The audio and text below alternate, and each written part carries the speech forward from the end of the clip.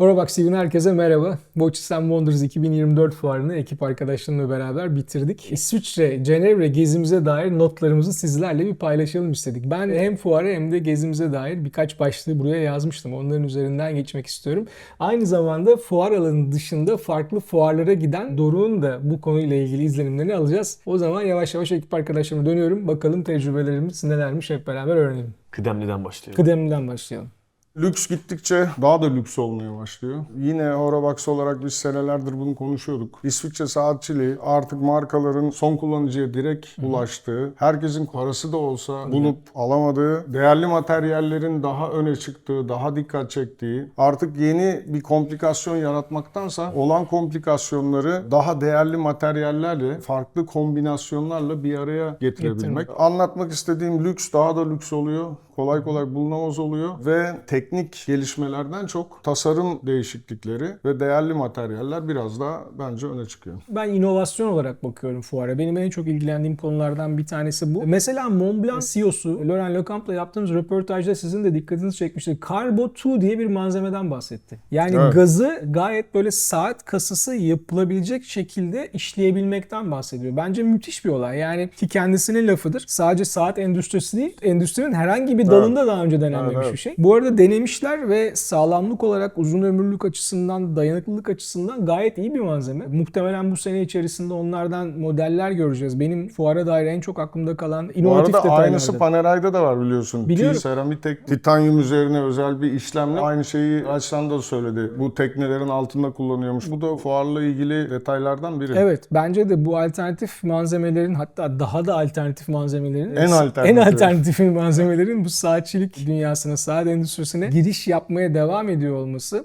bizim açımızdan önemli. Bu sayede belki daha önce denenmiş işte karbon gibi, seramik gibi artık yavaş yavaş normal algıladığımız malzemelerin kullanım alanları da bence hem artar hem de fiyatları ucuzlar diye düşünüyorum. Evet. Yani inovasyon açısından bakıldığında aklımda kalan detaylar bu oldu. Onun dışında bence güzel bir fuardı. Genel manada benim hoşuma gitti. Biraz tabii sönük geçtiğini zaten eski videolarda konuştuk. Bunu tekrar üzerinden geçmek istemiyorum ama sene içerisinde bizi bekleyen başka yenilikler var. Bunlarla ilgili çeşitli duyumlar aldık. Hatta bazılarını da gördük. Dolayısıyla henüz her şey bitmiş değil yani. Ya sakin bir fuardı. Kesinlikle çok güzeldi. Fuar dışında geçirdiğim zaman en az fuar kadar eğlenceliydi benim için. Ama fuar özelinde konuşursak bahsettiğin bu lüksün daha lüks hale gelmesi, kıymetli metallerle markaların daha iç içe geçmesi çok dikkatimi çekti. Özellikle Rolex için bence bu yorumu yapabilirim. Şöyle bir yorumum var. Bu tabii ki şahsi yorumum değil. İnternette de okuduğum bir takım detaylar. Sanki Rolex müşterilerin, hayranlarının Rolex'ten beklentilerini Tudor'a kaydırmış. Kendini biraz daha böyle yukarı bir segmente doğru taşıyor gibi hissediyorum. Bu ne demek? Zaman içinde daha kıymetli metallerden oluşan bir koleksiyonla karşılaşacağız. İşte ne dedik? Coke, bir sürü böyle dedikodular vardı. Senin de bayıldığın Tudor'da çıktı. Yine başka markalarda Patek, mesela Nautilus'ler bir gitmişti. Şimdi benzer modeller altın kasalarla tabii, geri döndü. Fakat dediğim gibi fuarın dışında da çok vakit geçirdim. Yani diğer fuarlarda aslında vakit geçirdim. İşte Patek Müzesi'nde vakit geçirdim. Yani Patek'in niye Patek olduğunu anladım. Şimdi hep böyle kulaktan dolma bilgilerle Patek tamam işte en iyisi, en lüksü bilmem nesi. Komplikasyonun ne olduğunu Direkt komplikasyonun ne olduğunu anladım. Evet, yani Sayın Fatih Altaylı orada Evet. videolarında bahsediyordu. Biz de ya Grand Complication falan diyorduk içimizden. Hayır, Prekomplikasyon komplikasyon diye bir orada şey var varmış. Bizden daha ötede bir bilgiye sahipmiş. Yeni fark ettim ben de.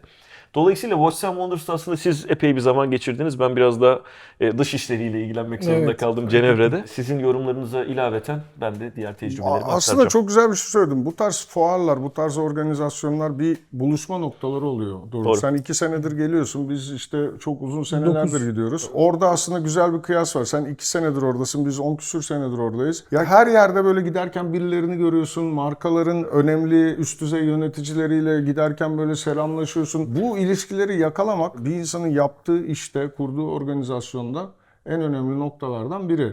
Bugün Patek Müzesi'ne gitmek, gidebilmek hepimizin belki aklından geçen bir şey. Ama hiçbir zaman da buradan hadi arkadaşlar toplanalım Patek Müzesi'ne gidelim demiyoruz. Ama böyle bir organizasyonun içinde çok farklı şeyler yapıyoruz ki bu fuar dışı organizasyonlar da zaten bu buluşma noktası olan bu dönemi gayet mantıklı bir şekilde dışarıda kendi yaptıkları tercihen ufak organizasyonlarla yine bu kitleye bir şekilde ulaşmaya çalışıyorlar. Ben F1'in salonuna gittim davetli olarak.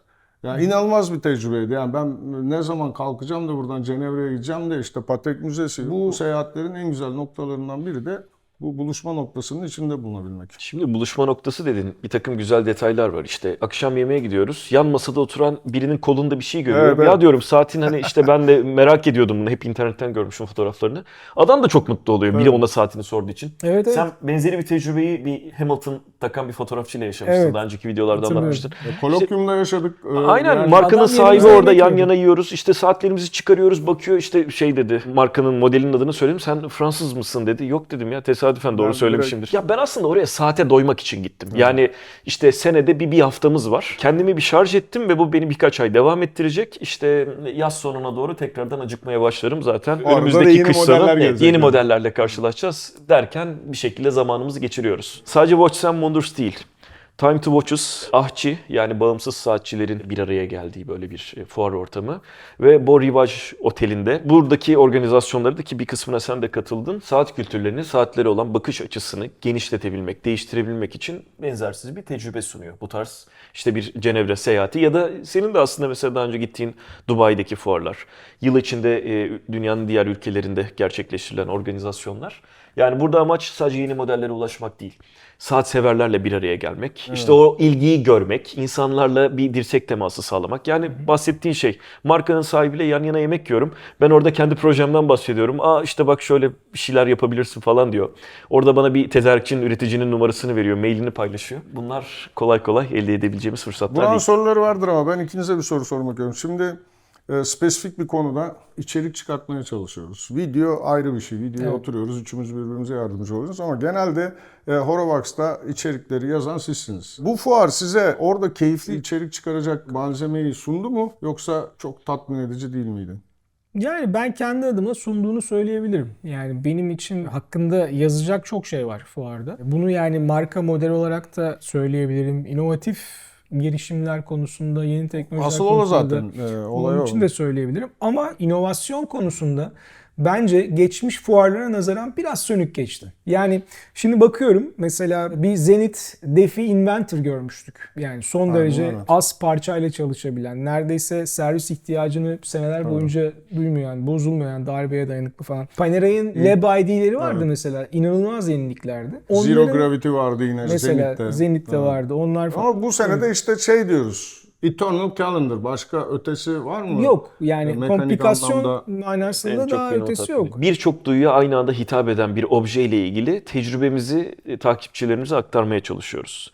Yani bu basın bültenini Türkçe'ye çevirip yazmakla olmuyor. Onu kolumuza bir takmamız gerekiyor. Burada da ben duygularımı ifade etmeye çalışıyorum ve sadece bunu yaparken işte görüntümden ve sesimden faydalanıyoruz. Yani bayiye gidiyorsunuz işte bilezik zarar görmesin diye bir bantla kaplı.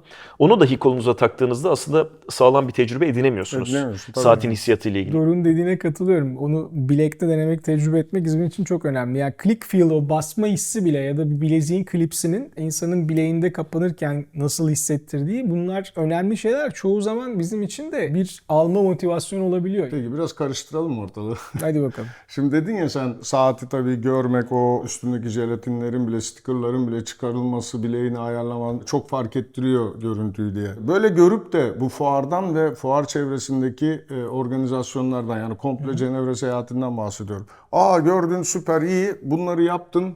Kolunu oturttun ya yok ya bu saat kötüymüş dediğiniz ne var? Ülkemizde tanıtım yaptı. Dük diye bir markanın sekizgen bezelli, türbülyon mekanizmalı özel saatleri çok yüksek işçilikle üretilmiş. Ama mesela tasarım, kayış kasa birleşimi beni hiç tatmin olmamış, etmedi. değil mi? Hiç olmamış. Ama fotoğraflara baktığımızda Gerçekten orijinal bir şey olmuş yakaladığımızı falan hissetmiştim. Hatta bir toplantıyı yarım kesip Evet, oraya doğru. koştuk yani onu da bir görelim falan diye. Çok iyi ağırladılar bizi bu arada gerçekten. Kesinlikle güzel yani insanlar. öyle de iyi ağırlandık ki negatif bir şey söylemek istemiyorum ama yani bana göre Gerçekten değil. müthiş bir Tasarımsal olarak rotor negatif sistemi yani. falan filan Evet. yapmışlar. Yani çok güzel şeyler var ama koluna taktığın zaman Çok güzel bir örnek buldun ya. Aynı fikirdeyim ben de ya. Ben hani kendimi ne kadar buradan ifade edebiliyorum bilmiyorum ama beni yakından tanıyan, özel hayatımda tanıyan arkadaşlarım altın ve Rolex'in ikisinin bir araya gelmişlerini benim çok beğendiğimi, bayıldığımı bilir yani. Bu şekilde bana göre herhalde hayatımın en takılamaz altın Rolex'ini gördüm. Deep Sea. Gerçekten hani takılamaz bir şey. Ben Deep Sea'yi de seven ve şu zamana kadar 3 defa Deep Sea almış, satmış, kullanmış bir insanım. Ona rağmen dediğim gibi beni altından, Rolex'ten, Deep Sea'den yani 3-in-1, üçünden beraber soğutan bir şey oldu. Benim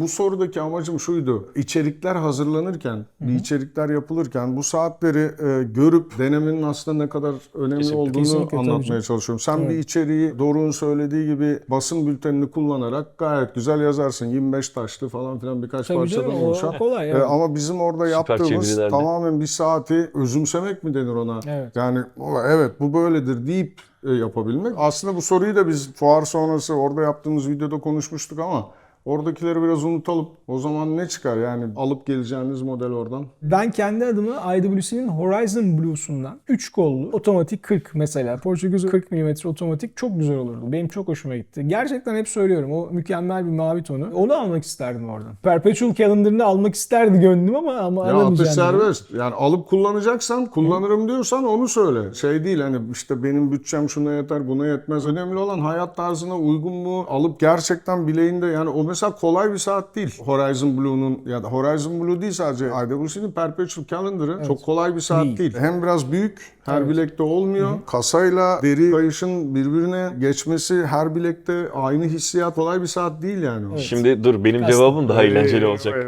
Evet şimdi Doruk Bey'i dinliyoruz. Time to Watches fuarında biraz daha böyle küçük üreticilerin, işte uzak doğu üreticiler de vardı, butik üreticiler de vardı.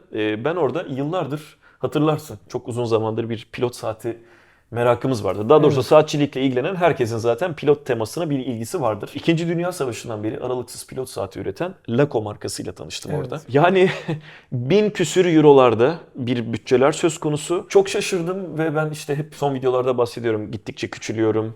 Daha küçük çaplı saatler. Hayır, pilot saati büyük olmalıymış. Bayıldım saatlere. Yani o fiyatlara, o kalite ve o tematik tasarım bence çok etkileyiciydi. Bu tarz bir saatle de en azından bir süre nefsimi köreltebilirim. Konuşuyoruz İsviçre, Cenevre, İsviçre saatçiliği fakat burada ortada bir de bir Japon var.